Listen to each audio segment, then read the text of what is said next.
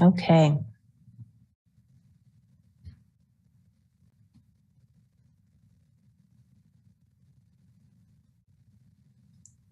Kira, would you like to get the meeting started with a call the meeting to order and a roll call? Okay, I call the meeting to order. How do you do roll call? Do I just call people's names? Correct. Okay, Ben? Hi, here. Stephen? Here.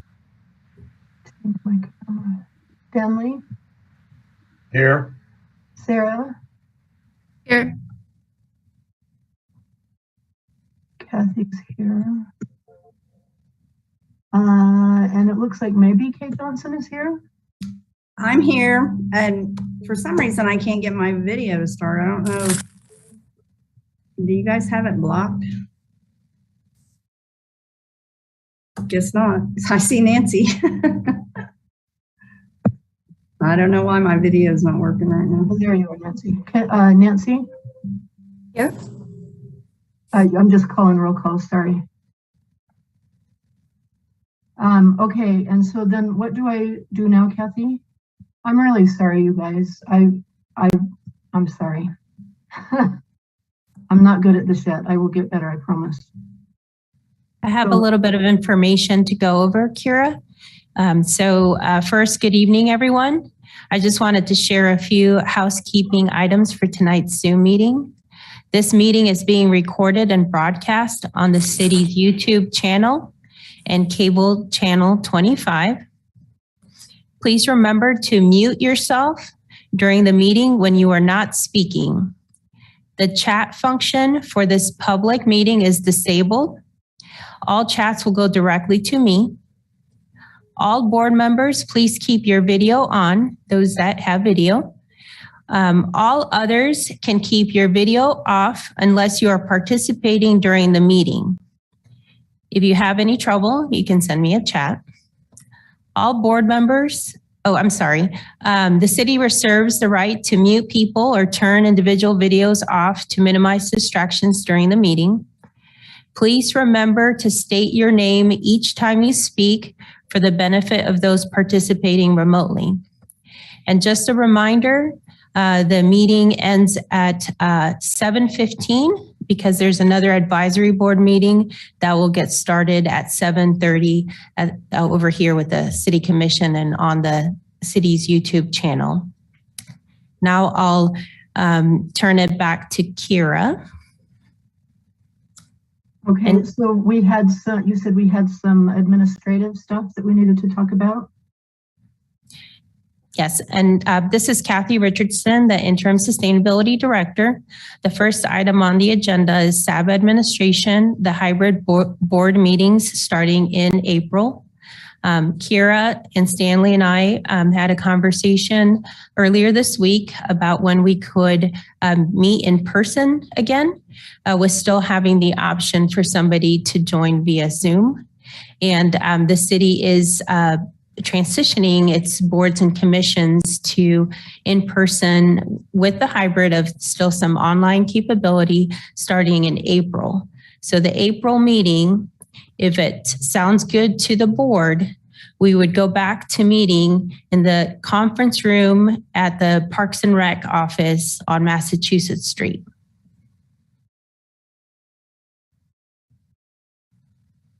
Does that sound good for everybody? Yes. Okay. Again, this is Kathy Richardson, Interim Sustainability Director. The next item on the agenda is the subcommittee reports. The first one is to receive an update on the noxious weeds ordinance. Ben? Yeah, thank you very much. So the subcommittee that was tasked with this included myself as chair and Kira Pearson and Sarah Chenoweth. We've had other people from Sarah's nodding her head. We've had other people from the community contribute as well, including Michael Allman, Don Hawkins, Courtney Masterson, Teresa Wilkie, and Karen Pagel Miners. and Kathy came to a couple of our recent meetings and was very helpful. So I'm going to, if I can share my screen here. I made a little presentation. Let's see how good it is. Can you all see that presentation? Excellent, thank you. Let's see if I can make it, there we go. So the existing ordinance that we have, I don't know how much of this is hidden by my screen guy. The existing ordinance that we have comes from Chapter 18 of the city ordinances, and we're focused on Article 3, which is about weeds in the existing code. Based on what I can read from it, it appears that this portion of the city code may not have been revised since 1979. That's a long time, that's 43 years ago. And so the rationale for the revision was twofold. Here's what the code looks like for any that haven't seen it. The first rationale was because as many citizens brought to SAB, to the Sustainability Advisory Board, the weed list was extensive and included many native species and many species beyond those that are identified by the state and county as being noxious. So that was the starting impetus for the revision. As we started to do that, another key element of the ordinance that came up was that the declaration of noxious condition included basically any plants that attained excessive growth. Those were noxious. And so any kind of native sustainable landscaping would be at a height that would be considered excessive and thus would be considered noxious. And the only way that you could grow them was if you got an exemption that was provided by City Commission.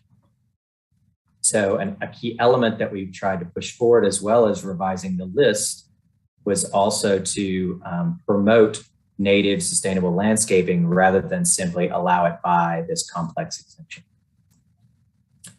So we're here on the Sustainability Advisory Board. I think that the people tuning in are likely to already be convinced, but if you need some convincing about why sustainable native landscaping and green infrastructure, it has a greater ability to be adaptable and resilient to climate.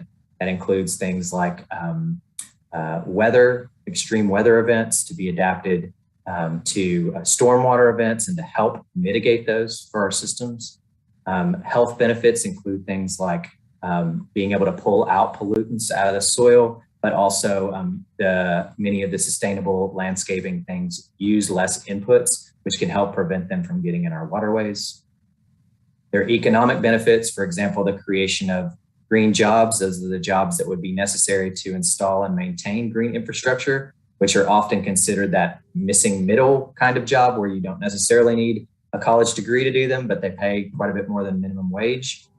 There are also transportation benefits, for example, stopping road flooding or else using green infrastructure to provide clear sections for biking and walking alongside roads. So that was kind of a key thing that we wanted to do, but we've tried to align that as best we could with some of the key strategic plan initiatives by the city and also some of the 2040 goals. And three of the ones that we focused in on, and when we look carefully at what they outline, are strong and welcoming neighborhoods, connected city, and prosperity and economic security. And at Kathy's suggestion, which was an excellent one, we went in and looked at the actual progress indicators that the city staff are using to evaluate how we're doing on these goals and tried to link what we're trying to change here with those progress. So for example, under connected city, one of the progress indicators is to increase predictability in stormwater discharge. And we hope that by promoting sustainable landscaping, that we can help do that and affect that progress indicator. So we've tried to streamline the noxious weeds that are needed to be controlled and to still create a mechanism to manage unmanaged growth. So we've aligned the noxious weed list to the state and county lists. So things like leafy spurge here at the top and Johnson grass are still considered weeds. Control is required of all of those. If you can't eliminate them, then they have to be kept below reproductive height. And one novel thing we've done is create a plant, it suggests the creation of a plant assessment board, which would be made up of city staff like parks and horticulturalists, scientists from the Kansas Biological Survey, representatives of the community, and also interested parties that could help revise the list if it needed to, because biological invasions are dynamic, but also to help provide support for exemptions and evaluation that wouldn't necessarily have to go to City Commission. But just as always, any unmanaged growth, so this is not in any way, this is just people not cutting or abandoned properties, would be limited to 12 inches, and city could still evaluate that and fine and violate people. Talk about fine and violate based on the exemption. So as we move from providing by exemption to actually promoting sustainable native landscapes, we're talking about a huge diversity of different kinds of sustainable landscaping, which mean things like urban agriculture, permaculture, xeriscaping, and native landscaping. And so, for example, the ordinance calls that at least 50% of the plants that are put in these sustainable landscapes need to be native. None of them can be noxious. About 20% of the, this says, the permeable surface needs to be managed as a sustainable landscape unless there's exempted. You would need to provide appropriate maintenance. So at least once a year, it would need to be cut or burned if it's native landscape. If it's urban agriculture, you would need to take it down after the harvest. And that we would have setbacks from adjacent properties. And we've just had some recent discussions with city staff and among ourselves, but we want these to harmonize with the other setback codes for the city, which actually vary quite a bit from 8 feet to 3 feet. But right now we're thinking about ones that will help reduce, conflict with neighbors of things falling over, but also the potential for living fences and things like that, like shrubs. Another element is to promote that is that the city should prioritize the use of native plants in all of the newly developed city areas. You can see here on the right, here's some native landscaping that's been put in around parking lots. The city should be prioritizing and in fact using native plant species to do these things as often as possible, not least of which because it helps with things like stormwater management and reduces maintenance costs. For all newly developed private areas, the city should require a set percentage. We're talking about now 50% of the area to be native or sustainably landscaped. And there's a host of exemptions based on things like rights of way, cemeteries, golf courses, food plants. The third thing we've done is try to modify the abatement or the enforcement procedures. So we would create an arbitration process for dispute resolution when the property owner disagrees there's a violation. We've lengthened the time for the abatement from 10 to 14 days because of the time that it takes to do some of these things. They're going to provide the owner with clear details on the violation and the processes for appeal. And we've tried to create a progressive fine system for violations so that it's not just a flat fee, but instead that the fine would be based on a set percentage, for example, based on their Kansas income tax. But as before, if the responsible party doesn't abate the violation and the arbitration procedure says that there's still a violation, then the city would abate it and charge the property owner for those costs. So just lastly, we're still working on some of the elements. If you all were able to read the ordinance, some of the important ones I think are, I'm trying to link the sustainable landscaping with the city's stormwater management plan and ongoing revisions to the city development code. They definitely directly impact those two things. And so we're going to talk with Caitlin Dix, who's going to present later here, who's working on the stormwater management code. And we're trying to get in touch with those that are working on the city development code. We would like to include chemical trespass within this ordinance, that basically the property owners are responsible for the use of pesticides on their properties that wind up impacting adjacent properties. We had discussions with 2 people in city staff, and it seems like a challenge, but we still want to find a way that people can be responsible for those things in this ordinance, or at least through others. We're waiting for feedback from city attorneys on the arbitration process that I talked about, the idea of a progressive fine system, which as far as we understand hasn't happened in the city code yet, and the right of a property owner to know their accuser if it's not the city. If someone reports them, that the property owner would have the ability to know who that was and to think about that in the arbitration process. And then finally, we're hopeful, and you all saw it in there, that we can create a cost share program There's several in Kansas already, including in KCK, in Johnson County, and also in Wichita, to help homeowners and developers defray upfront costs. The maintenance costs, of course, are quite a bit lower than in other cases. But this is just an example of one. So for example, in Overland Park, there's a stormwater cost share. And one of the elements of that you can see here is the creation of rain or pollinator gardens. And Overland Park will cover 50% of the creation of these native landscaping gardens up to $1,000. So we don't necessarily have a mechanism for that yet. But again, this would be trying to, on the sustainable landscaping side, promote those activities for private and public land development within our city, rather than simply allowing it for private landowners by exemption. So that's all I got. Thanks, Ben. That was awesome. I also want to thank you because you everybody has really, a lot of people have helped with this, but Ben especially has put in a ton of work. I really appreciate that. And I know the board does too. So thanks, Ben. What do I do now, Kathy? I have a question before we go on. To Ben. I've been involved with these local weed ordinances before. What is the motivation by, I mean, by the way, you did do an excellent job. So, and I'm sorry, I can't, for some reason, I can't access my camera. I don't know what's wrong with it, but I do appreciate all the hard work you guys have done. But what is the motivation behind having the accuser be revealed? Because it's a little different in a neighborhood issue, but a lot of times you can drive along the street not knowing who owns that property and turn in some overgrown property. In other places, you don't have to, have the discussion of who is reporting the issue. And because it's so obvious to people just driving on the road, may not be a neighbor, may not be, usually sometimes you don't even know who owns that property. It's just that it's very overgrown. And usually these types of ordinances are complaint driven anyway.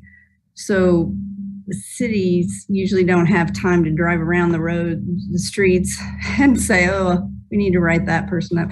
Sometimes they do, but my question is, why are you putting that particular part in?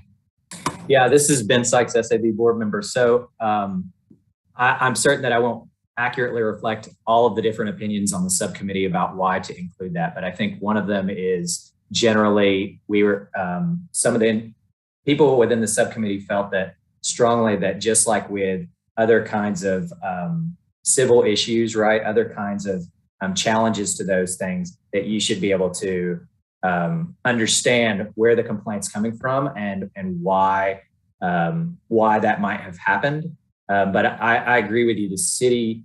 Ultimately, the city will take responsibility whether or not the actual person that made the complaint is known or not. The city has to take responsibility for defending the violation in any kind of arbitration dispute or whatever. But it seems to me that in discussions with city staff, that the vast majority, probably more than 75% of the things that they deal with are unmanaged growth from properties that basically people aren't keeping up. And in fact, some of the changes in the fine system were because some people within the city were using basically this city unmanaged growth control to get their lawns cut because the fine was only $25. So people were just not cutting their lawn, and then the city was dealing with the unmanaged growth. So inexpensive.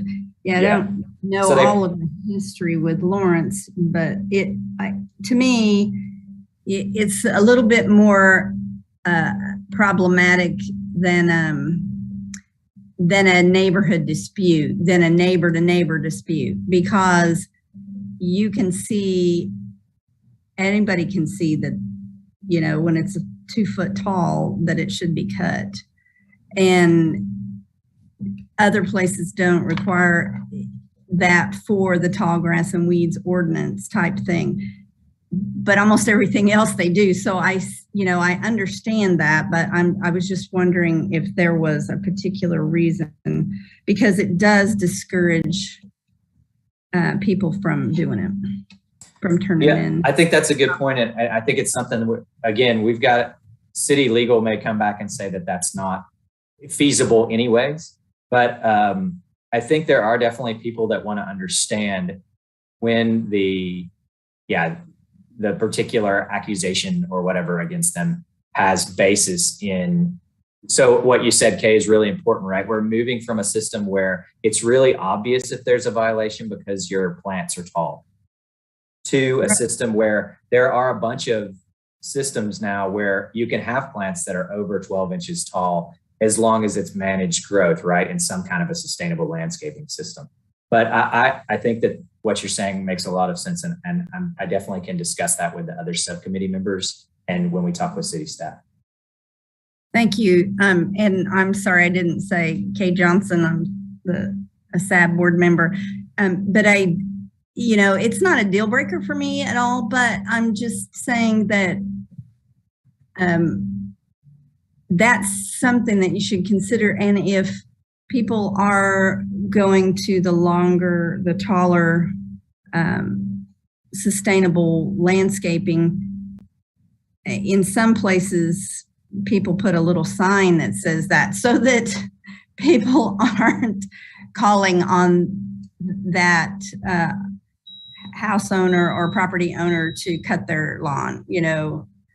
I just think, trying to think the process through, you want to discourage people from just calling and calling and calling, and you don't want harassment going on, but you don't want a situation where a person is afraid to call about a situation. That's a good point. And city staff did raise that element, that kind of personal intimidation-y kind of thing, right? Where you're worried about it. But I agree. And we had talked about as well, the issue of signage that would say, first of all, it promotes because people can say, look at my sign, right, doing sustainable landscaping, but also it can reduce city staff time to worry about that property because when they see that, they don't have to worry about those things. So yeah, thank you. Mm-hmm.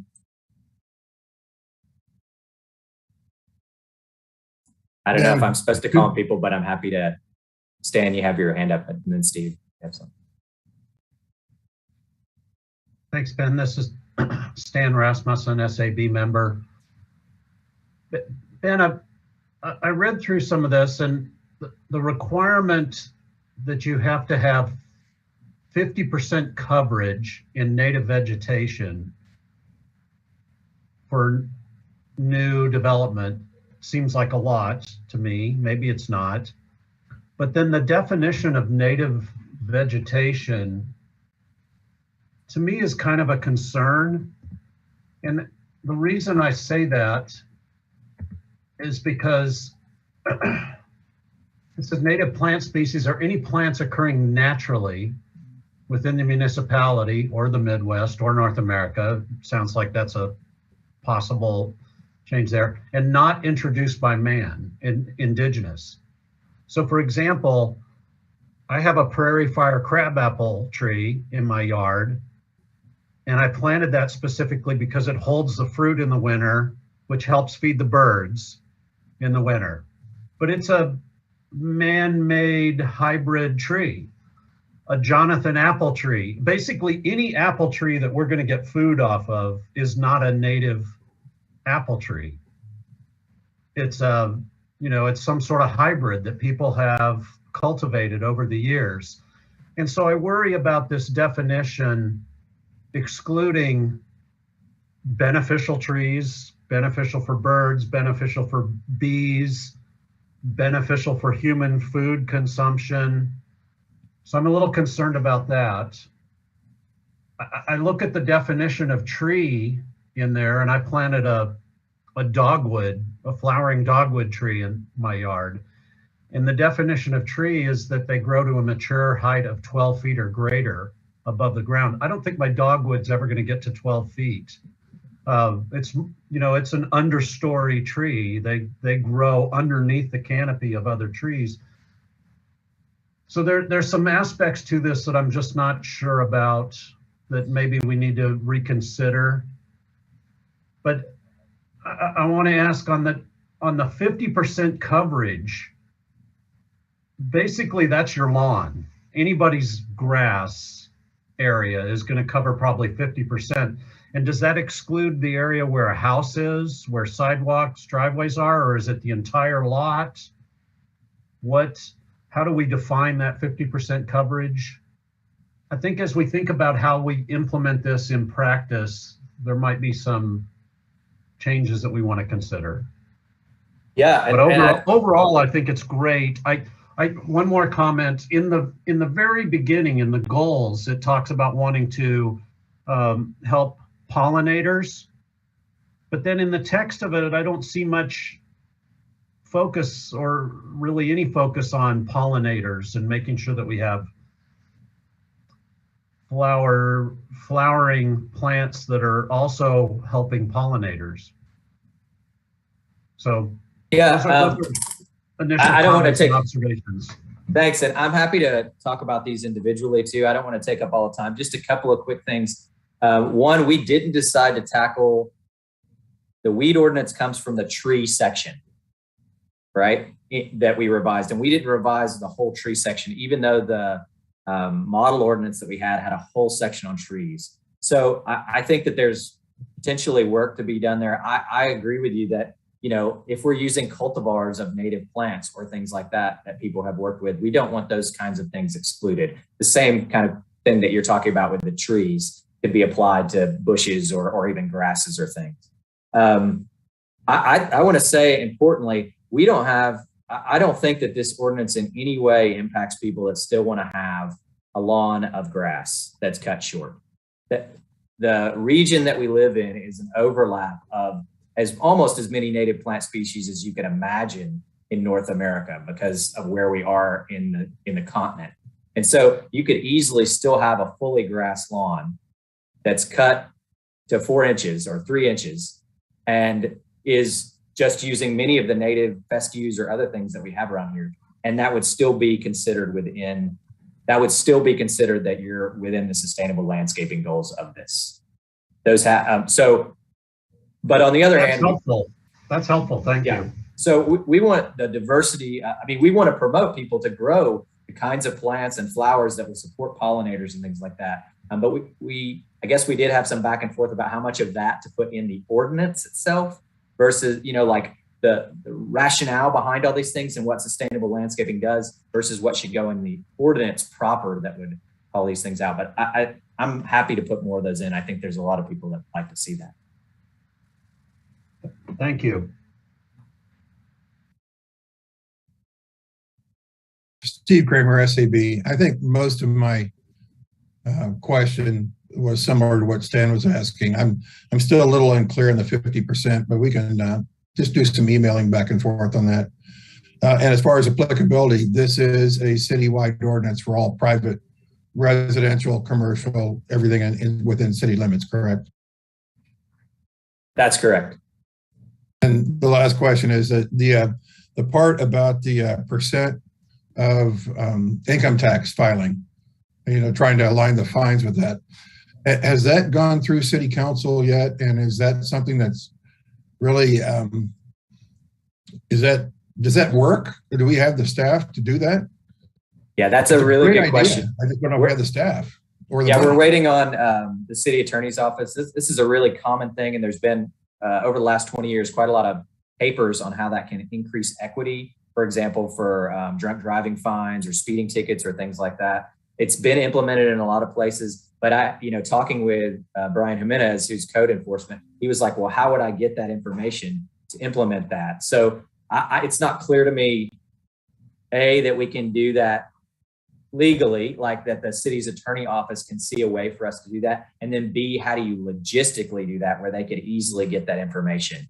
But I do think if we can increase equity in that fine system for people that potentially, for example, can afford to not pay, right? Can afford not to have a violation versus people that, you know, might be working a couple of jobs and they can't find the time to mow their lawn. And now they get hit with the same fine that somebody that you know, might not. So I appreciate that you guys think that it's a cool idea.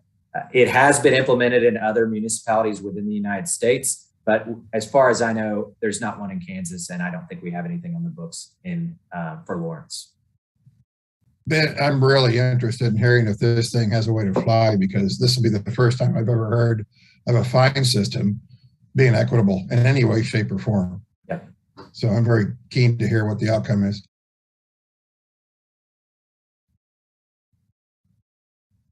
Hi, everybody. This is Sarah Chenoweth, SAB board member. Everything that you said, Ben, sounds awesome. My name is on the subcommittee, but I think I only went to 2 meetings. But I just wanted to say that my role here, I am the liaison to the Douglas County Food Policy Council, and the county the Public Works Department is reviewing their own vegetation plan, which includes noxious weeds. That's a hard word to say. And so because of my, sort of position here, I volunteered to be part of that review. And so I think that we actually have a meeting tomorrow with the county Public Works Department to I got a draft of this and I've sort of looked over it, but I just wanted to say, I know that you guys have probably spent some time looking at the county plan as well. I know Michael, I think, was familiar with that. So if you all have any input or anything that you would like me to take to the county Public Works Department about their vegetation management plan, please feel free to send me an email, and I will do that as they ask the Food Policy Council to kind of weigh in on that. Excellent. Thank you, Sarah. We're hopeful that alignment of those two things as well will mean that, on one side of the county, the city limit line, there's not this laundry list of plants that are noxious weeds. And then as soon as you move across the line, basically it's only the 11 that the state has. So hopefully that can give clarity to homeowners as well. But yeah, I'll get in touch with you about that. Thanks.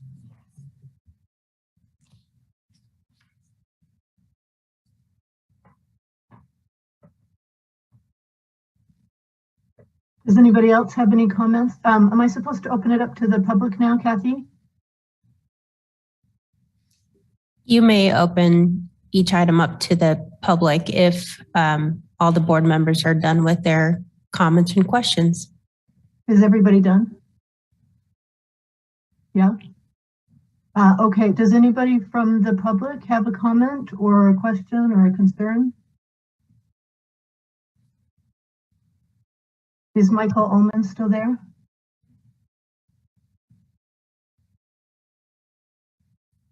Oh, it looks like Michael might have left. No, I just raised my hand. Oh, I'm sorry. I'm so sorry, Michael. That's okay, Kara. Yeah, I'd be happy to make a few comments. I like what I've heard, the feedback so far from the board members. As far as different species and food production, if you look down at the very end of the ordinance, there's a section on definitions that includes a really wide array of different types of sustainable, naturalistic landscaping, which includes permaculture, for example, medicinal plants, and as well, we're trying to align the kind of provisions in this ordinance with the existing urban agricultural code, which, is all about food growing. So, we definitely want to have food growing. Personally, I'm interested in this whole ordinance because I am a permaculturist and I've been growing all kinds of non-turf grass species, a wide diversity in permaculture for about 40 years, the first 13 of which I was charged and potentially fined by the city for growing weeds. Yeah, we want to have food growing in this definitely, as well as native plants. And to answer Stan's question, just by definition, native plants are attractive for pollinators. Another aspect of native plants and, taller plants, I just read an article in The Guardian about the insect apocalypse. You may have heard of the term, that some 50, depending on the bug species, 50 to 70% of the population has died off in the last 2 or 3 decades. And they will thrive in when there's more vegetation. When landscapes are manicured, and particularly when they're chemical, it kills all the insects, which, is kind of the intent of some people who grow a chemical landscape. So that's another reason that a natural landscaping will protect biodiversity of insects and pollinators and whatever. And then in general, we tried to create an ordinance that balanced the different kinds of approaches, whether it's closely cropped turf grass landscaping, which we have defined as well, or native landscaping or food growing landscaping, so that the existing ordinance is pretty much biased against anything but turf grass, that if it's over 12 inches, it's excessive growth, unless somebody at the city will, in many apparent cases, arbitrarily decide that it's not legitimate for whatever reason and needs to be mowed. So we want to have a recognition and actually a promotion of other kinds of landscaping, but certainly allowing people to grow turf grass too. And one way we balance that is with the provision that a person has as we understand it, certainly by law, but constitutional right to grow whatever they want on their property, as long as it's not negatively impacting somebody else's property. Like Kay has mentioned, for instance, on occasion, a risk of fire, or in the reverse, somebody overspraying and damaging their neighbor for that reason. So we want to have a balance, if we can achieve that people can grow what they want as long as the effects are within their property, because law says that we have a right to the enjoyment of our own property. That's enshrined in law in various levels. So we're hoping that we're achieving that balance. If you have any issues concerning that, we'd like to hear that too. So thanks for your feedback, everybody. Thanks, Michael. You always have really good insights. I appreciate your help. Does anybody else have any comments from the public?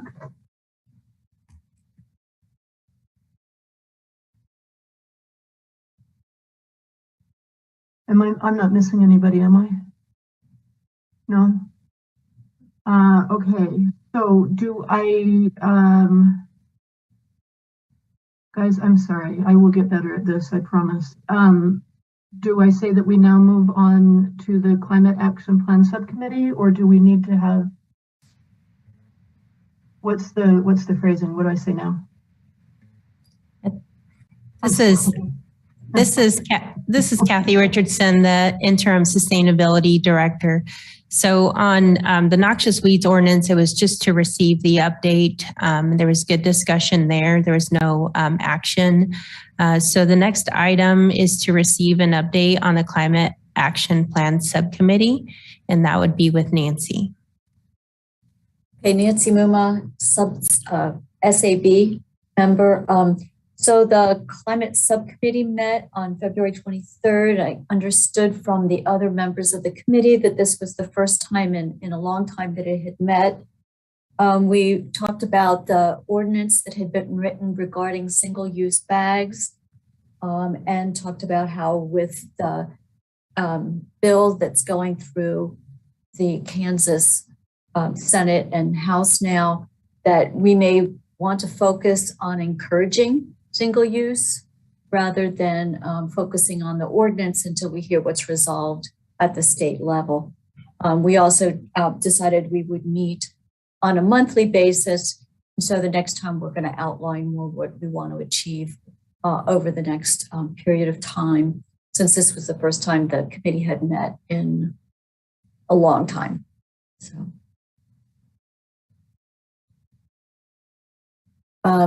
Kay Johnson was the other person that was there. I don't know if you want to add anything else to that, Kay. No, but we appreciate, Nancy, that you stepped up and took the leadership for that so that we can get back on track. That the other thing is that we wanted to establish a link between what is going on with both the city and the county as far as the climate action plan, as well as the subcommittee, because there has been significant disconnect, I think. I mean, we haven't been involved in it at all, really.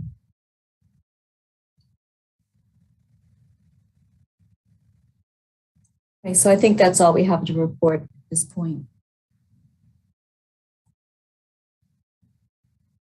Okay, thanks, Nancy. Oh, sorry, Ben. Sorry, go ahead. That's okay. This is Ben Sikes, SAB board member. I'm just curious if you guys also talked about the Senate Utilities Committee bill, the 353 about wind and solar energy, which seems like it also connects here too. And I think that and the plastic bag ordinance are both at the Senate level in going against home rule, trying to also, I feel like, are directed pretty narrowly at Douglas County and at the city. I don't know if you guys brought that one up as well. Just curious. Oh, we didn't talk about that one.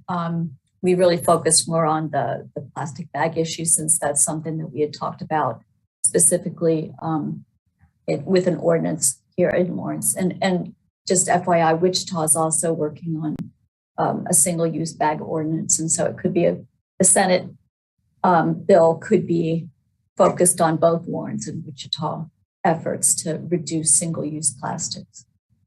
And the bill is passed through the Senate. It's now going to be, it's in the House yesterday. No, today there was a hearing in the House on it.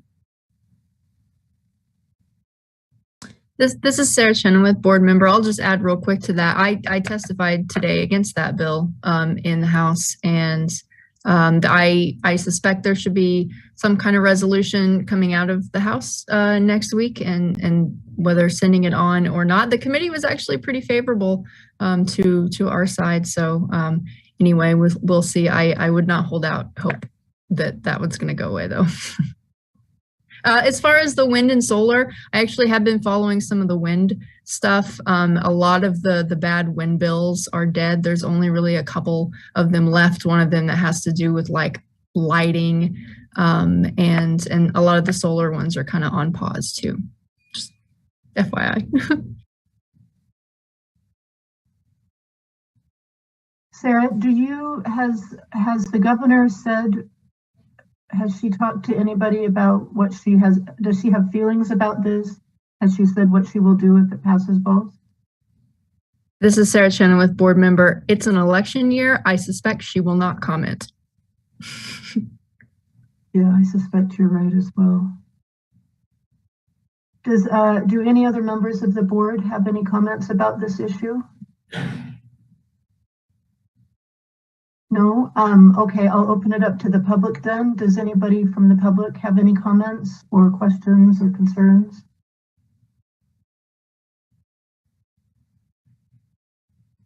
I'm not missing anybody, am I? Not seeing anyone. You're not seeing anyone? Okay. All right, so next on the agenda. Oh God, okay, it's me. All right, so let me bring up my thing. I'm gonna apologize ahead of time. I have been dealing with an ongoing family crisis out of state, so I'm less organized than usual. And we all know that I'm not a great public speaker, and I get that that's stressful for all of us, not just me. So I'm sorry. So what I want is for the board to have a discussion, and I genuinely mean I want us to have a discussion. I want everybody's input. I really do want to hear everybody's insights or criticisms or concerns. I do better with a lot of input, and I'm sure you guys do too. So I hope this is a discussion. But I think we need to declare a climate emergency declaration, and I think we need to recommend that the city declares one as well. I see this declaration as messaging and policy. The board passed the Lawrence Green New Deal a while ago, and then the city voted unanimously on it, but then the then mayor changed the name from the Lawrence Green New Deal to 5 Steps for Sustainability. I've been doing kind of informal surveys with city employees, and people are not aware of it. And the ones who are aware of it, it just doesn't really enter into their working day. And I feel like a climate emergency declaration would be a really strong messaging and policy that would get messaging out to the most vulnerable and to those people who are getting bad info or no info. I work a lot of frontline minimum wage jobs with a lot of disenfranchised people from a really wide spectrum of humanity. And I never shut up about the climate crisis. I talk about it with everybody just because, you know, that's what an activist does. We're kind of obnoxious that way. And people either don't know about the climate crisis, or they have bad information or outright misinformation, which is its own crisis. And I feel like an emergency declaration will help people by alerting them, and it will help them prepare and adapt.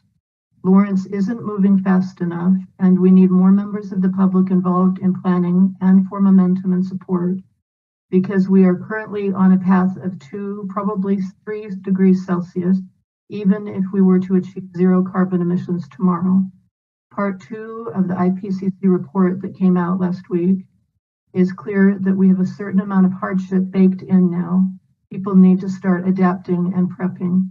Climate migration is already underway from coastal and southern states, and people are looking for progressive towns with strong climate action planning and scientifically literate leadership. Declaring a climate emergency is the opposite of doomism. It will signal to Lawrence citizens and prospective residents that the city understands the gravity of the crisis, that we are serious people who take this existential crisis seriously. And like I said, I genuinely would like input and questions now, so I'm going to open it up to the board for comments.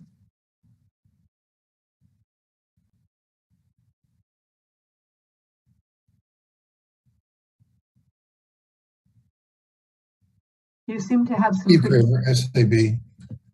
Kira, do we have any kind of precedent or any kind of definition or terminology within the city or county structure that determines what an emergency is defined as? No, I don't know about that. Does anybody know the answer to that? I have a suspicion, if we checked with legal counsel, that there's probably some definitions or terminologies associated with a declaration of emergency that I think before we, as an appointed body to an elected city commission, I think we need to be aware of what it means to declare an emergency with or without the climate in front of it.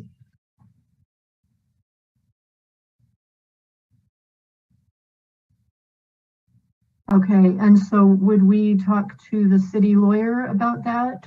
How do you recommend we investigate that? Frankly, I'm not sure, but I assume that we've got channels. Kathy, you probably can address that somewhat because you're well within those circles. How do we go about finding that out?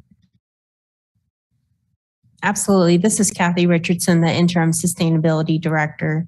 So Kira, I can help you connect you to the attorney's office and have that conversation, just like Ben's been connected as well with them for some of his questions. And it might be good if other board members have have questions like this that, you know, or information that needs to be gathered to be brought back to this advisory board for consideration. Yeah, I agree. I think that's a really great question. Thank you. Does anybody else have any comments? Nancy Muma, SAB member. My comment is, you know, we can declare an emergency or some kind of notification of the issue, but without any concrete actions that we're recommending, I don't know, just saying there's a problem, I don't think is going to be a big step forward in trying to solve the problem. So I'd rather see some actions suggested, something to further cause changes, not just declaring an emergency.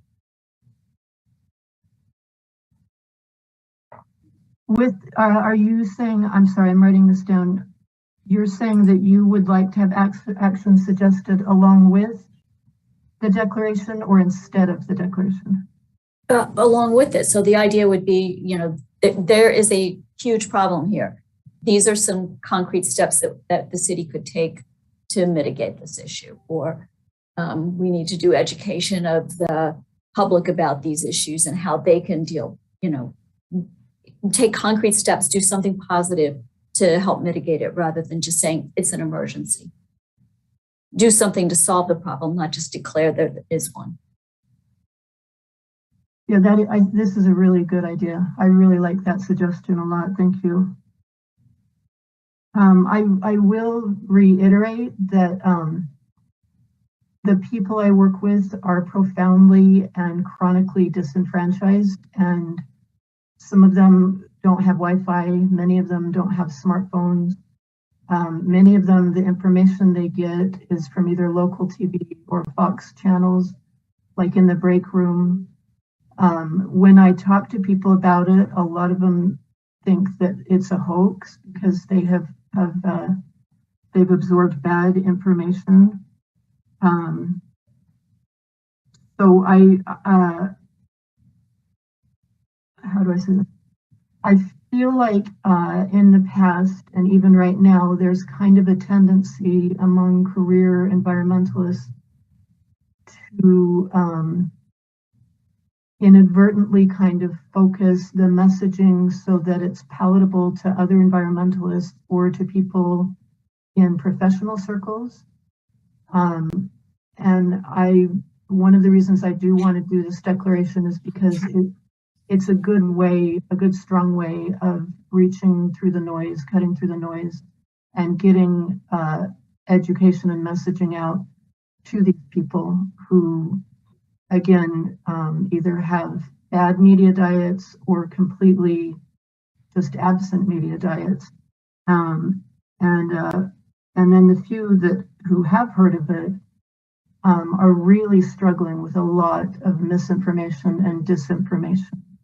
And there are a lot of active bad actors who are getting bad information out to other people. So to me, as an activist, this makes sense, this kind of messaging to help build momentum.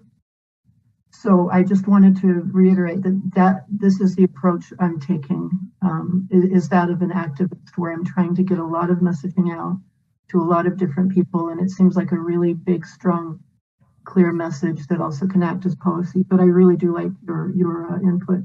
Did you have a comment, Ben? Yeah, I think mine is relatively short. I would say that when I just Google emergency declarations, those are obviously been very popular and very divisive over the last 2 years. But I would guess that there's been a lot of work done on honing those for exactly what they mean. The ones I'm talking about are all the emergency health declarations, right? So limitations of gatherings to less than 100 people and mask mandates and all of those things. As far as I understand it, those were all emergency declarations. So to Steve's point about what does that mean when we do it, and how do you write those in a way that's legally legitimate and also can do the kind of active things that I think Nancy's talking about. I think there's probably a huge host of recent examples of that on a completely different topic, right? But I think you could probably use the challenges to that and how those are formed to hone this in a way that could make it really effective. That's a really good point. And I would also hope that everybody remembers that all of the failures we've had with COVID messaging and pandemic messaging, these are the same issues and failures that we are having and are going to have with the climate emergency. So we do know that we need to get out ahead of it. We do know that we do need to do it. If not this, then something else. I hope that this board will remember that messaging is a really, really important part of policy recommendations and of all the projects we're working on. And again, stuff that maybe seems really obvious to you guys, it's not so obvious, again, to most of the people I work with. So we don't need to make all the same mistakes that were made with COVID. We know where our weak spots are. We know what we need to work on. That's a really good point, Ben. Does anybody else have it? Sarah, did you have any ideas or comments?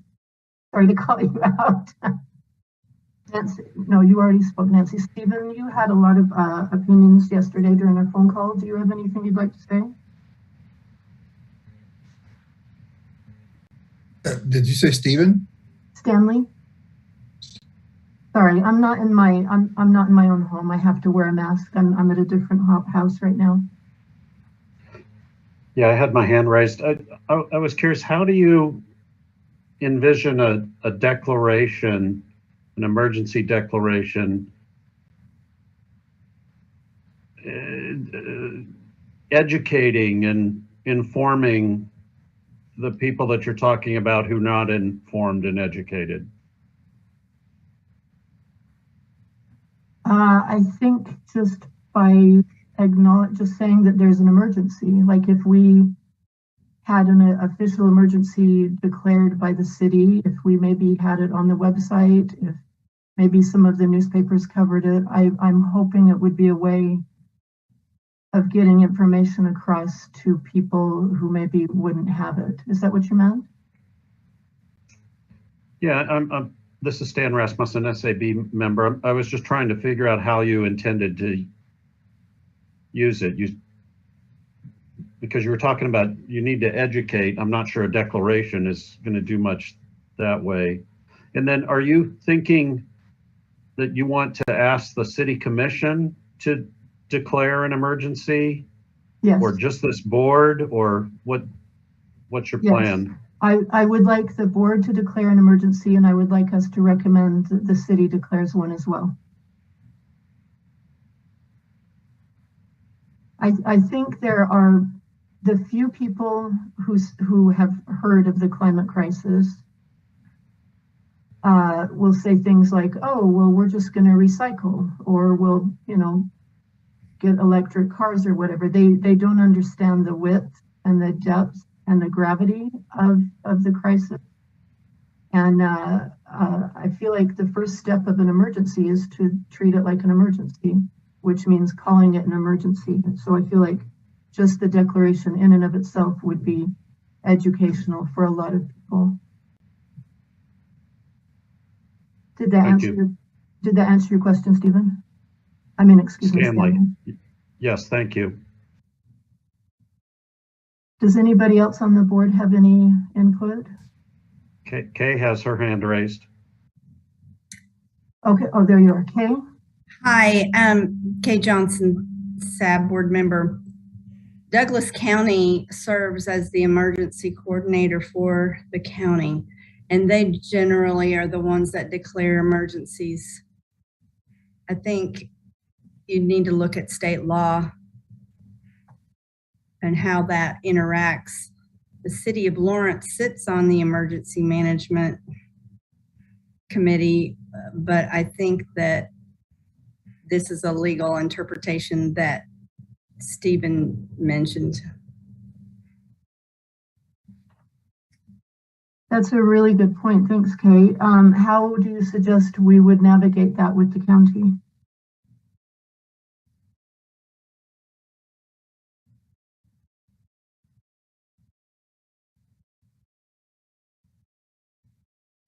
Does anybody have any ideas of how we would navigate this with Douglas County? I guess, sorry, this has been Sikes, board member again. I would say that the precedent for how Douglas County and the city of Lawrence work together on the emergency declaration for health is probably a good example of how those things could work when they're coordinated or when they need to feedback off of each other. I'm going to send you a link here. I was just looking as well. You were talking about learning from examples. Kansas City in November also passed an emergency resolution for declaring a climate emergency. And so there would probably be a lot of value in understanding, you know, we're 5 months out from that one. And so that's a nearby municipality. Like what did that entail? Were there details about what that means? And then in the 5 months since that, how has that been effective or not effective? And if we were to do one here, how could we kind of learn from that experience? So I'll send you the link. That I just found a news story on it. Just Googling. Awesome. Thanks, man. And this is Stan Rasmussen, SAB member. Douglas County has a local emergency planning committee that's responsible for developing emergency plans to prepare for and respond to emergencies within the community. So it might be that there may need to be coordination with them. I don't know. This is Sarah Chenoweth, board member.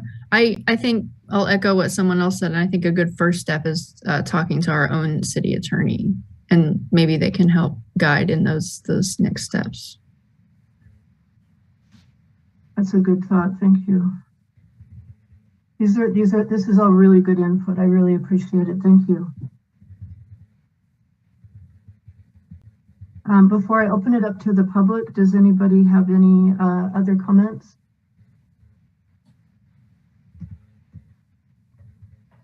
This is Steve Kramer, SAB. I think, to coin a phrase of the stand and be counted among the cities that agree that the climate crisis is real, I think that's a great thing.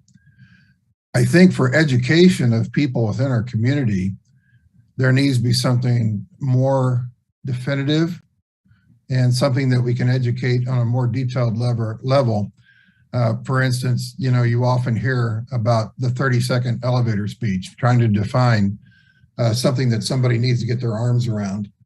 I think this is one such case, and the climate crisis, trying to define that to somebody, they've been hearing this in the news quite a lot.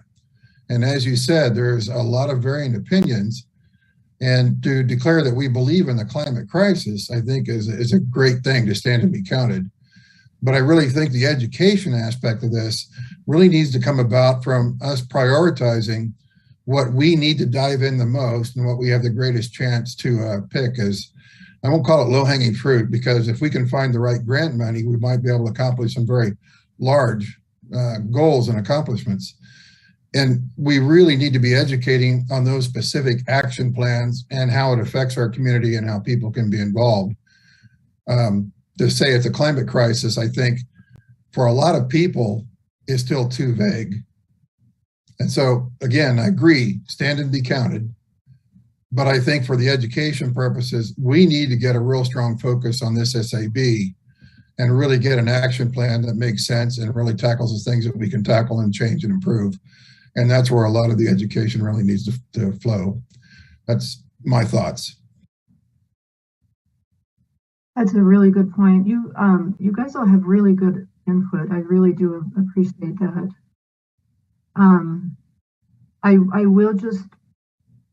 I'll just reiterate it again. You guys all work in professional circles with other professional people. And one of the things that a lot of environmentalists, and I know a lot of city planners, are always concerned about is reaching people who are hard to reach. And so I do want to emphasize how seriously uneducated, that's not the right word, how seriously uninformed many disenfranchised people are. And again, the ones who do have some information have a lot of bad information, a lot of mis or disinformation. And we don't have all the time in the world, because there are people with alternative agendas who are actively messaging these people, actively doing outreach, actively doing movement building. I know we're all aware of how seriously dysfunctional a lot of governments are, from municipal governments to state governments to county. There's a lot of dysfunction and strife, and I feel like it would be really good to make just a clear statement that we all understand this crisis, we all understand the depth of it, and that we are going to work, that we are aware that we're running out of time, and that we need to work with a lot of urgency, because it's just like COVID. The people who are the most disenfranchised, who have been hit the hardest, are already being hurt by the climate crisis, and will continue to be. So I hope that we'll keep the disenfranchised people in mind when we're talking about this, and when we're thinking about the timing of it. But I really do appreciate your input. These are all really great comments. If nobody on the board has any more comments, I'd like to open it up to the public. Looks like no other comments. Okay, can I open up comments to the public, please? Can I call on Maddie, please? Hi, I'm Maddie. I use they, them pronouns. I'm a resident of Lawrence.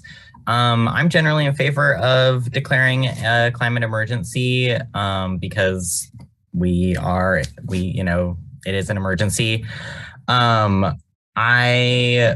I think I kind of want to second what a lot of the board members have been talking about, is having kind of like actionable items and clear definitions of what that would be, which will, probably part of that is like covered by the legal requirements anyway, but just from the experience of like trying to get the city commission to like pass a Green New Deal, even though it wasn't passed by name, it's kind of like nothing has really happened with that, at least like in a very visible way. And it sounds like from Kira's conversations with city employees that it hasn't been integrated into city actions or like policymaking.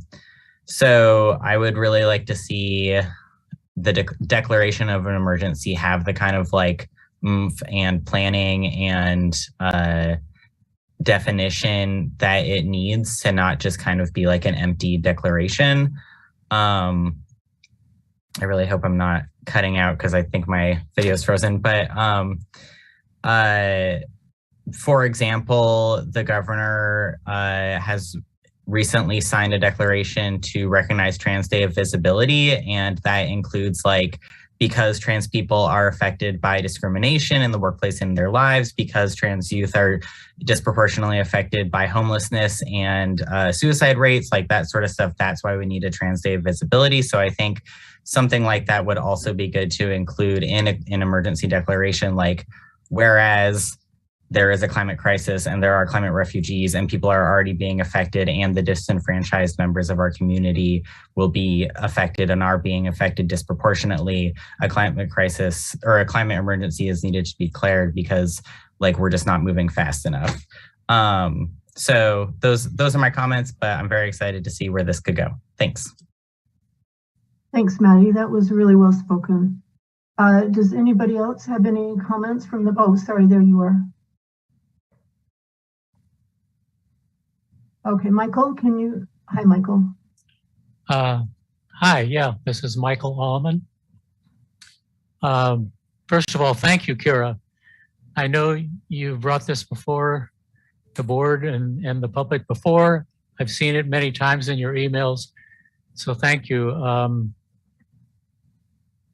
If anybody was aware of the 6th assessment report from the United Nations last week that got lost in the Russian invasion of Ukraine and got lost in the president's State of the Union address. I mean, it should have been top headlines for everybody in every newspaper, but it wasn't.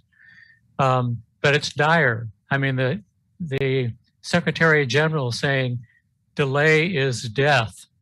I mean, this is really serious. We can't deny it, except that many people are denying it or are ignorant about it because the media is not covering it. And we're, humans are pretty much hardwired to block out information that's worrisome. I mean, we just don't like to hear it, so we block it out. I mean, it's a fact. It's a psychological fact. I say, as far as declaring an emergency, what that accomplishes, like Maddie pointed out and like Kira's pointed out, it raises the awareness. We need to raise the awareness, and so it'll do that. It also means that the city commission, if they declare it, it raises their level of commitment. And we're theoretically working on a climate action and adaptation plan. Well, I mean, when was it the Sustainability Advisory Board initially brought that up? It's been 2-3 years and we still haven't gotten this action plan, and the emergency gets worse and worse. So what we would want the city commission to do, to answer board member Muma's very valid point, what action can they take? Well, let's get this climate action plan done. It's like, they're slow walking it just so they can keep all their ducks in a row. Right now they're getting a consultant and they're having community people go out to talk to the neighborhoods, and that's all good and fine. But, I mean, how much of that data gathering do we need? We don't need any more information. We know it's a problem. Let's just get the plan done. Let's hire a consultant. I mean, spend $20,000, get the plan done in 6 months, get it done. That's what we should be doing. That's what the city commission did. But in addition, every year, and I've pointed this out at the SAB before, the city goes through their budget and they spend millions of dollars on all kinds of vehicles and infrastructure, pumps, lighting. All of that should be spending money on things that'll cut energy use, particularly transportation. Transportation is the largest sector of climate emissions in the United States. The city should be buying all electric vehicles. I mean, duh, it's a no-brainer. So they should be doing that kind of stuff right now as they prepare their budget. There are any number of things they can be doing. They just need to do it and do it now because it's an emergency.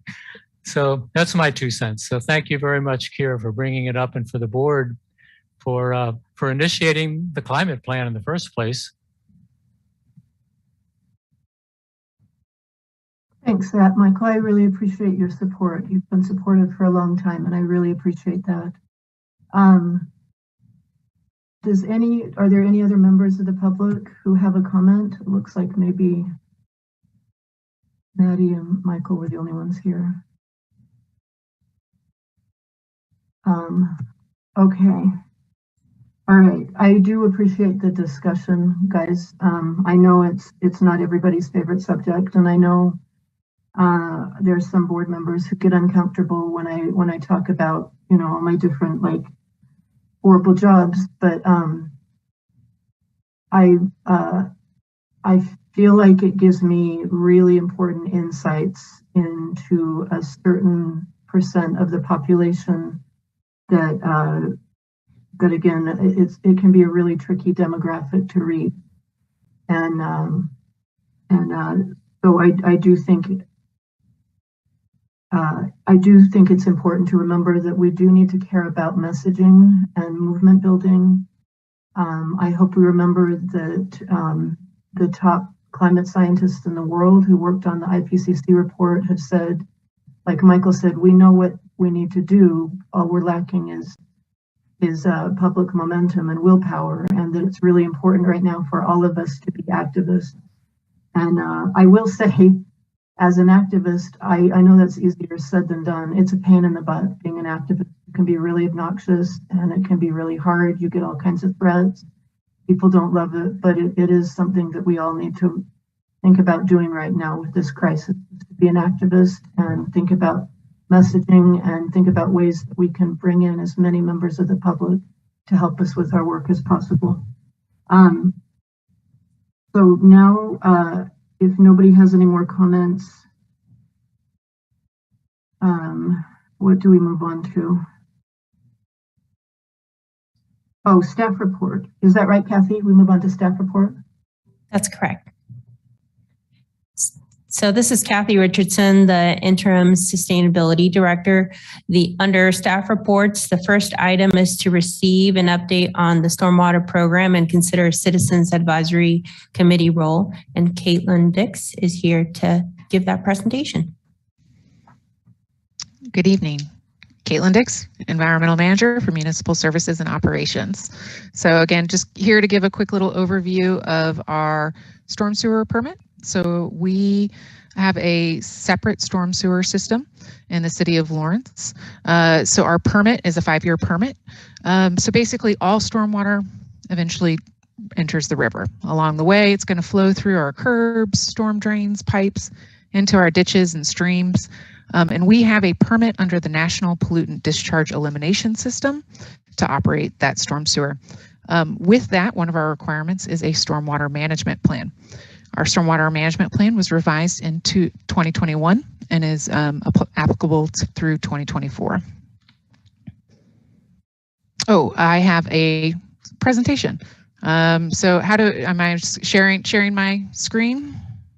Yeah, share screen. Okay.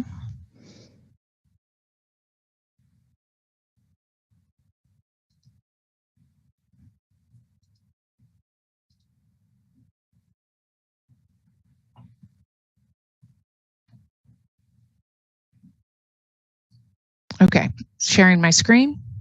Does everything look okay? Looks good. Thank you.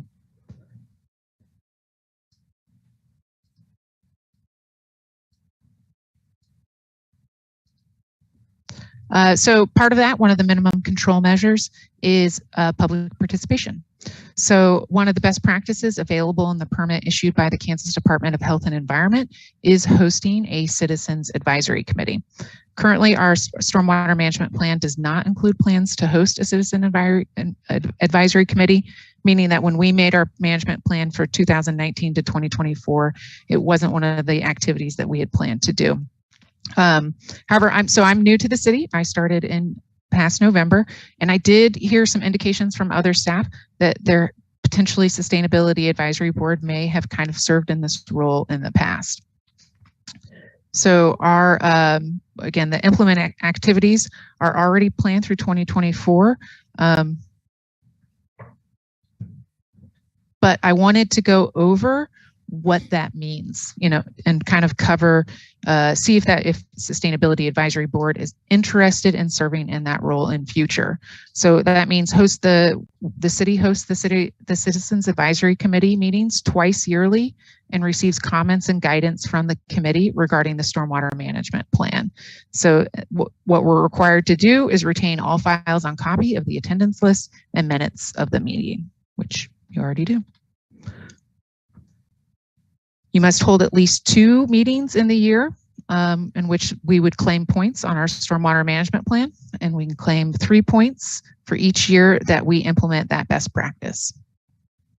Just for reference, this is from kind of a brief overview of our 2021 Stormwater Management Plan annual report. So there's a point system.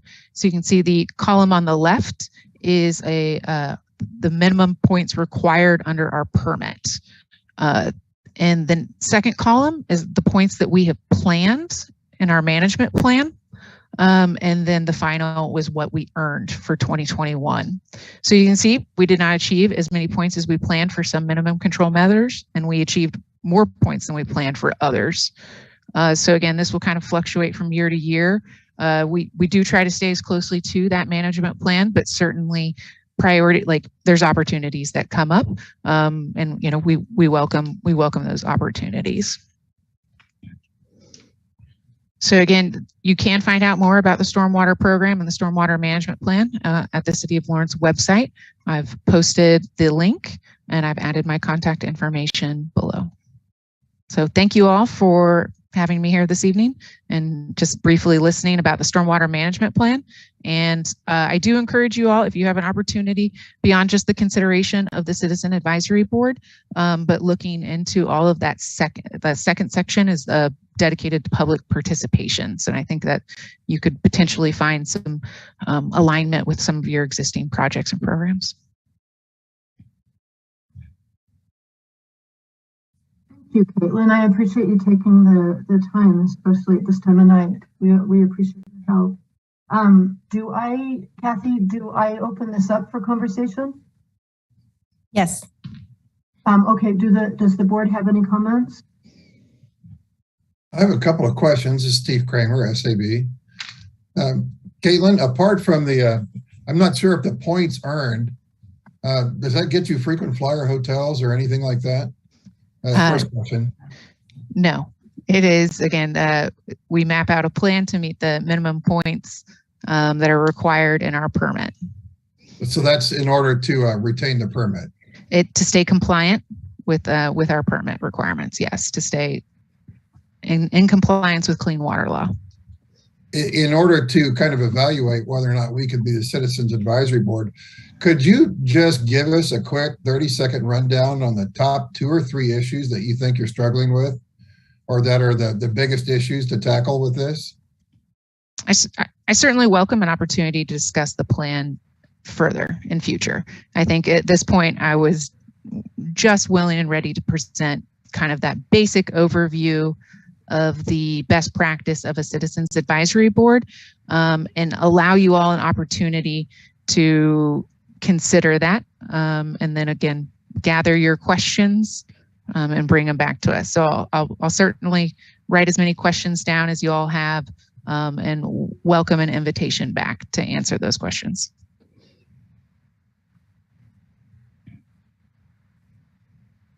Stanley, it looks like you've got a question. Yes, thank you. This is Stan Rasmussen, SAB member. I think it would be good for the SAB to assist with this Citizens Advisory Board and help facilitate that for our stormwater permit. And I would be interested in volunteering to assist with that. But I think it would be a service to the city that this board could perform. So I would encourage, 1 or 2 other people to consider assisting with that. But I think it's something that we should do. Thank you. This is Kathy Richardson, the Interim Sustainability Director. Caitlin, you might want to clarify, are you wanting a smaller group of the Sustainability Advisory Board members, or you were considering the full board as that advisory committee? I consider that to be a decision that would be within the Sustainability Advisory Board. And certainly, obviously, looking at your bylaws, the questions are, is that, can you serve within that function? Does that fit within your own bylaws and your own goals? This is an invitation to review and maybe take a deeper look at the stormwater management plan, request some of that specific information that you might, like further questions that you might have, and really just starting the conversation. And one more follow-up question. This is Kathy Richardson, Interim Sustainability Director. So are there some minimum requirements for that committee? Like, can it be a 2-person committee and that suffices, or how does that work? So again, the information that is included in our permit is the Citizens Advisory Committee must hold at least 2 meetings in the year in which points are claimed. And that you must, again, host the Citizens Advisory Committee twice yearly, receive comments and guidance from the committee regarding the stormwater management plan, and retain on file copies of the attendance list and minutes of the meeting. This has been Sikes, SAB board member. So maybe just an important element then in what you've got there, Caitlin, to differentiate whether it could be a subcommittee or a smaller group.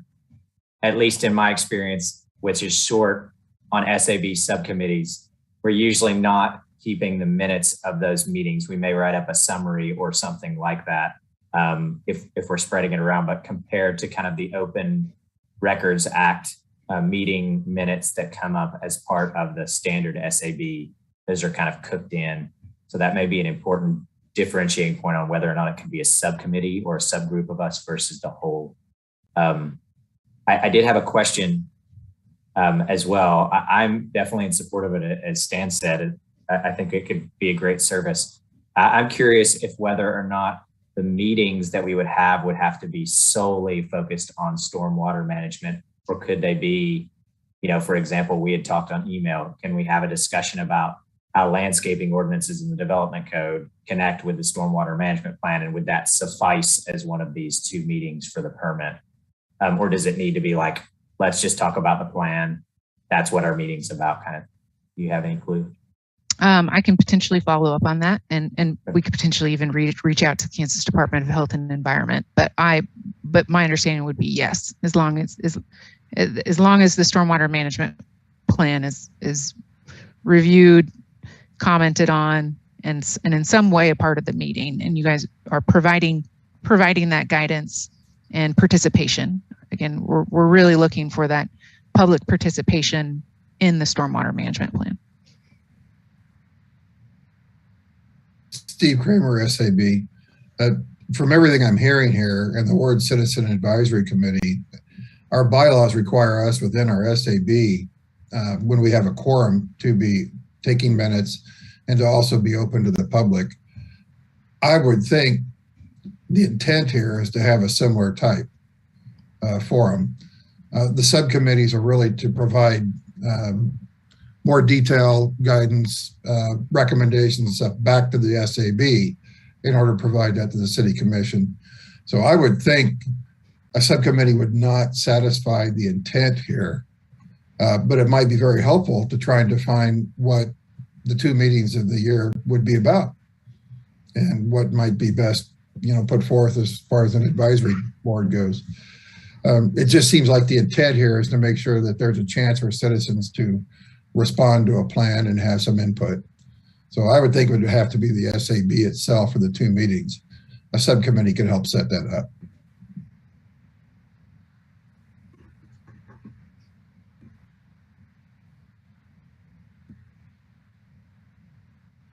Stanley. Sorry, Stanley. Sorry, Caitlin. Thank you. Sorry. This is Stan Rasmussen, SAB member. So a couple of comments. One, when I served on the Planning Commission had the ability to assign members, nominate and approve members to serve on other committees. So for example, when I was on the Planning Commission, I served on the Metropolitan Planning Organization, which is a transportation organization in order to get transportation dollars from KDOT and Department of Transportation. And I think this would be similar. This is an EPA/KDHE requirement associated with your municipal separate storm sewer system permit, your MS4 permit. And it really just says, you can tell me if I'm wrong, it says if a community has this Citizens Advisory Committee, then you can get additional points associated with your permit. And I would think that this board would be free to assign 1, 2, 3 people to serve on the committee. There may be other people from the community that also serve on that committee, but it has to be an organized committee. that discusses the stormwater management plan at least twice a year. It could talk about other topics, but then it would facilitate the city's compliance with their MS4 permit. Am I correct on that? Caitlin Dix, Environmental Manager. Again, just want to clarify, it is a best practice within the stormwater management plan, in terms of it not necessarily being directly required, it being an option within a menu of options. We certainly strive to achieve as many as we possibly can, of course, to try to do the best, that we can. But it currently is, I do want to say that it is not currently a part of our plan through 2024. So it's not, I just want to clarify, it isn't a requirement at this time. So this is Stan Rasmussen again. Since it's a best management practice, it's part of your stormwater management plan for the city. I would think the city could say in the stormwater management plan, you could say we have a citizens advisory committee that's made up of 2 members of the Sustainability Advisory Board, 1 member of the, the construction manufacturing or the construction representatives in the city, and 1 other member. And I would think you can create this advisory committee in your stormwater management plan. And I think that there is a willingness on the part of at least a few of us members to serve on that committee. So again, Caitlin Dix, Environmental Manager. Just a point of clarity, it is not in our stormwater management plan.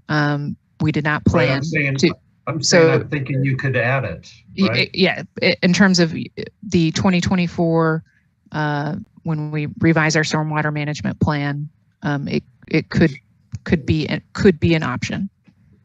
Again, we welcome opportunities to take actions that are not part of our stormwater management plan, if and when they are opportunistic.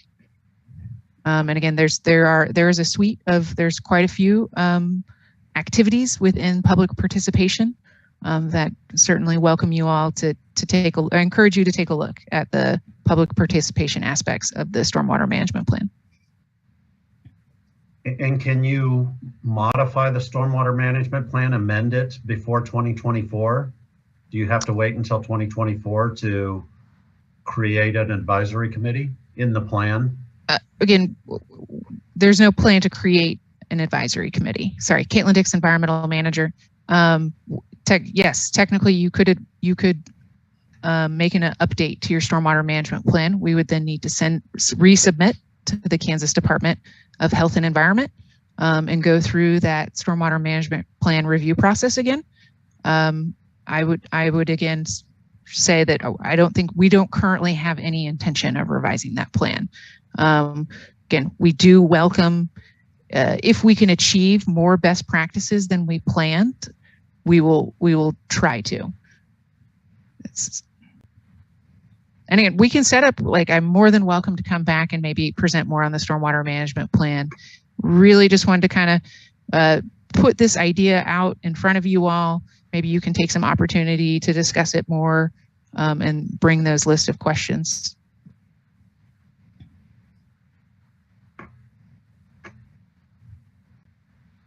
Nancy, did you have a comment for Caitlin? I was just going to say, you're talking about having us as a committee or some group of us within the committee, and you can do that without changing the plan. All you need to do is to set up this committee and meet with them twice a year, as you have described, right? So there's no reason why we couldn't have a couple of volunteers from this committee and some other volunteers to set up this committee that you're talking about, correct? I believe that's correct, but again, I welcome you guys to maybe look at your current bylaws, look at your policies and see, do you think this is a role that is a good fit for you and your committee? I wasn't suggesting that our committee as a whole do it. What I was suggesting is that there may be a few people who would volunteer from this committee to form the committee that you're talking about. Certainly welcome all ideas. Sorry, Caitlin Dix, Environmental Manager. Yes, I appreciate this. Is again, what we hope to hear from you.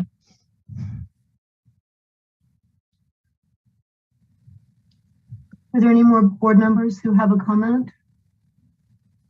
I'll volunteer to help with the subcommittee if that's what we want to do. This is Kay Johnson, SAB board member.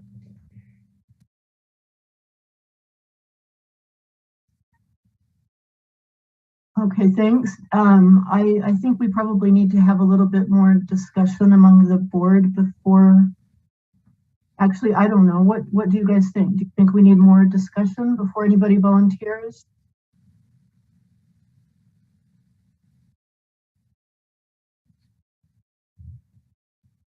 Can you guys hear me? Any more discussion that we need to have before anybody volunteers? Nancy?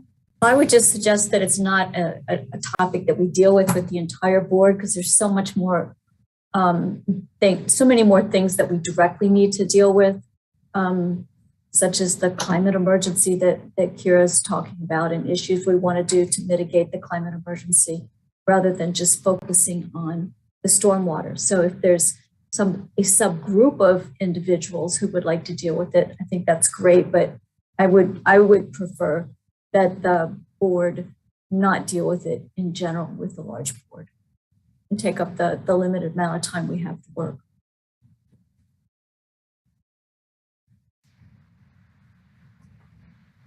Does anybody have any response to that, or any more concerns, or looks like you've got a comment, Stanley? No comment? No. I thought my hand was down. Oh, sorry. I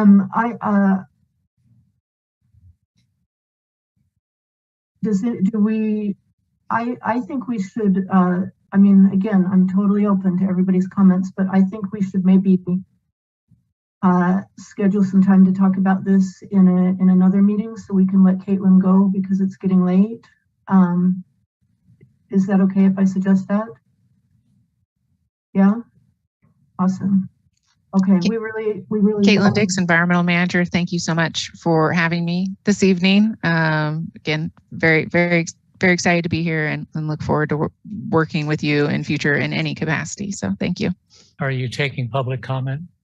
Oh, Michael, I'm so sorry. Yeah, Michael. Thank you. Thank you. Michael Allman. If Ms. Dix would agree, I just have a couple of questions that maybe she could answer. The neighborhood I'm in is Brook Creek, and a couple of weeks ago, Stormwater Division sent a crew in there to clear a bunch of logs out of the Burroughs Creek. But in the process, they also cleaned out a dump truck full of trash, a whole lot of which was plastic. Plastic of which we all know is on its way to the ocean. So my question is, well, two questions, I guess, actually.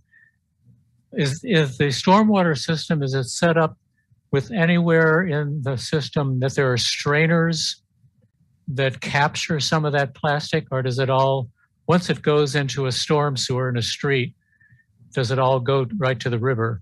And then my second question is, the street sweepers, as I understand, are part of the Stormwater Division to keep plastic and any other trash from going into the sewers. And I'm wondering how many street sweepers you have doing that.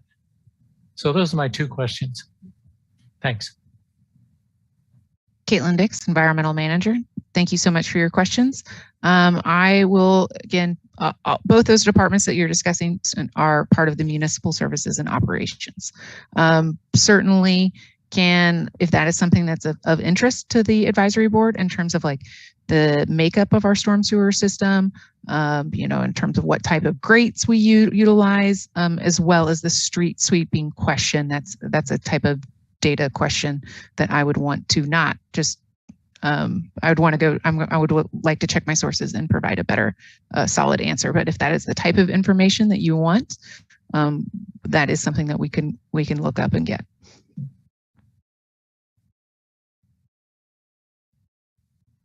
Caitlin Dix, Environmental Manager. I apologize, Michael, for not answering your question directly. And again, would welcome the opportunity to follow up with some better answers. Quite all right. I appreciate you looking into it. Are there any other members of the public who have any comments?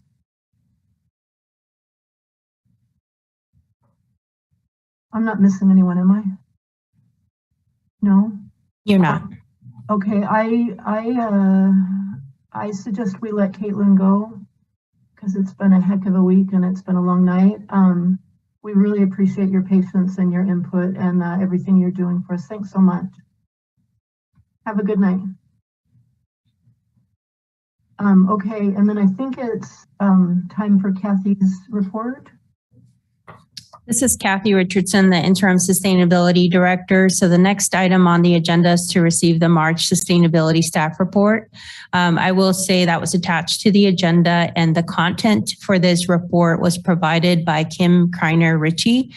She is the Douglas County Interim Sustainability Director. So I really appreciate her summarizing some of these projects and programs that were of question at last month's meeting. So there's a summary there on some open space project, the common grounds, solar regulations. That was a question last month. Also the climate action plan, there's an update there. Rural recycling had some activity with a shutdown of one of the drop-off locations. An e-waste recycling event that is happening on April 2nd. That's a Saturday. And then information on the food waste pilot program, and then just a social media plug there. She did say that she welcomes any questions. Like I said at last month's meeting, if we want to have a presentation from her on the climate action plan or anything like that, she is happy to attend. Again, she doesn't attend all these meetings, but could come with that information. And then also based on some of the information from this meeting and some of the discussion, I would like to maybe next month provide some detailed updates on some of the city actions regarding our environmental sustainability commitments as it applies to the strategic plan, which does cover some of the conversation about the fleet vehicles and conversion to electric and so forth. And also the city's commitment to achieve the 100% renewable energy by 2035. So I do want to provide some detailed information as to the work that is being done, since it seemed like some of it was of question. And I do also know that the subcommittee, the climate action plan led by Nancy now, and thanks Nancy for getting that back up and active, also had a lot of good discussion and questions as to where we are with that climate action plan. And actually there's a regional climate action plan as well that Douglas County is part of. That's the Kansas City Regional Action Climate Action Plan. So I didn't want to read through all of this information. If there are any questions that I can answer, or like I said, Kim is available and happy to be part of the conversation as well.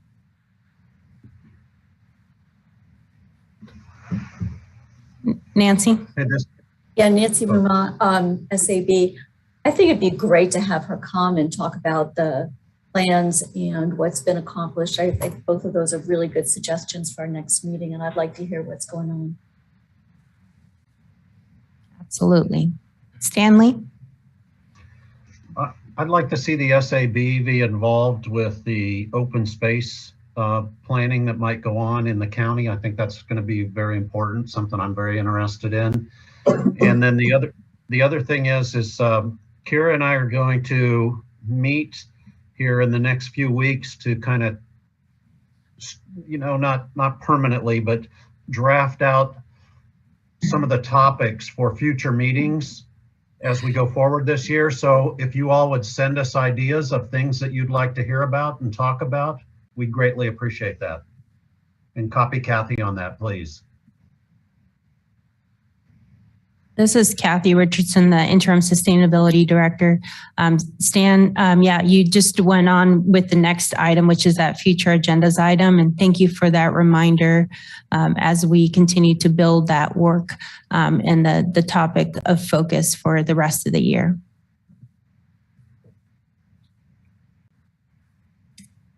Hi, this is Kate Johnson. I keep trying to figure out how to do this without being on camera. This is very weird to me. So I am confused. I thought the city of Lawrence also joined the Climate Action KC. So to hear you say that Douglas County is a member of Climate Action KC, I know just seems certain that the city commission approved an ordinance that allowed the city of Lawrence to be a member of Climate Action KC.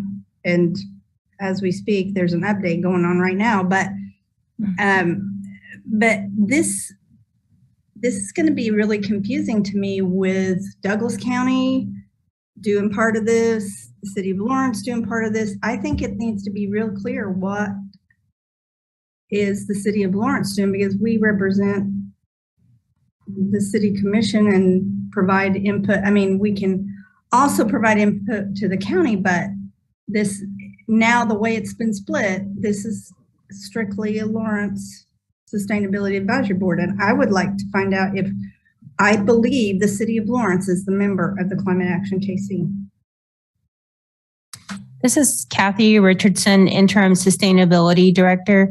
Just to clear that up, my comment of Douglas County being part of the Regional Climate Action Plan is as a totality, the whole county is considered as part of that action plan. That includes the city of Lawrence. I do want to also do a time check. It is 7:19, and I do know there's another advisory board that is going to be meeting here pretty soon. So any other questions, please email me and I will follow up on those. Kira? Do I ask for personal, what do I ask for again? Any personal items? Any personal updates from anybody? Yes, the next agenda item is any member updates, if somebody has something quick. And then the following agenda item is public comment. Okay, does anybody have any personal items? No? Okay, is there any comment from the public? No? Okay, I appreciate your patience, everybody. Hopefully the next one won't be as bad. I'll be like a little bit better, hopefully. I know it's been a hard week for everybody, so I hope everybody's hanging in there and practicing self-care. And I appreciate your comments and your discussion, and I appreciate the work that everybody's doing.